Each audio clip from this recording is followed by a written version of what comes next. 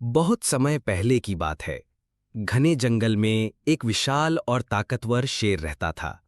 वो जंगल का राजा था और सभी जानवर उससे डरते थे।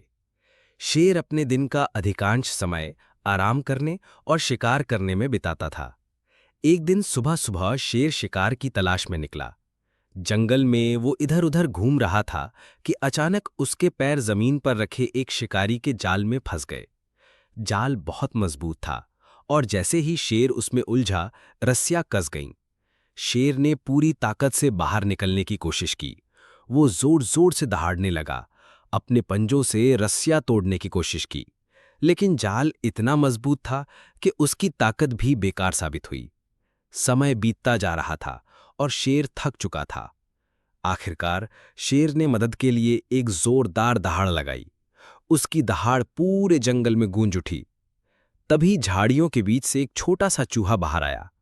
ये वही चूहा था जिसे शेर ने कभी पकड़ लिया था, लेकिन मारने की बजाय दया करके छोड़ दिया था। चूहे ने शेर से कहा, राजा साहब, घबराइए मत, मैं आपकी मदद करता हूं। शेर ने हैरानी से उसकी ओर देखा और सोचा, इतना छोटा चूहा मेरी क्या मदद करेगा। लेकिन उसके पास और कोई रास्ता नहीं था, इसलिए उसने चूहे को मौका दिया। चूहा तुरंत अपने तेज दांतों से रस्सी काटने लगा। धीरे धीरे उसके एक एक करके जाल की गांठें कुतर दी। थोड़ी देर में जाल ढीला पड़ गया और शेर बाहर निकल आया। शेर आजाद होकर बहुत खुश हुआ।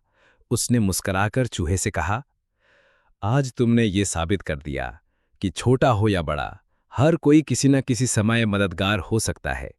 तुम्हारा एहसान मैं कभी नहीं भूलूंगा। चूहा बोला, राजा साहब, यही तो जीवन की सच्चाई है। हमें एक दूसरे की मदद करनी चाहिए। उस दिन के बाद शेर और चूहा अच्छे दोस्त बन गए। शेर ने सीखा कि ताकतवर होना ही सबसे बड़ी बात नहीं है, बल्कि दया और सहयोग ही जीवन की असली ताकत है।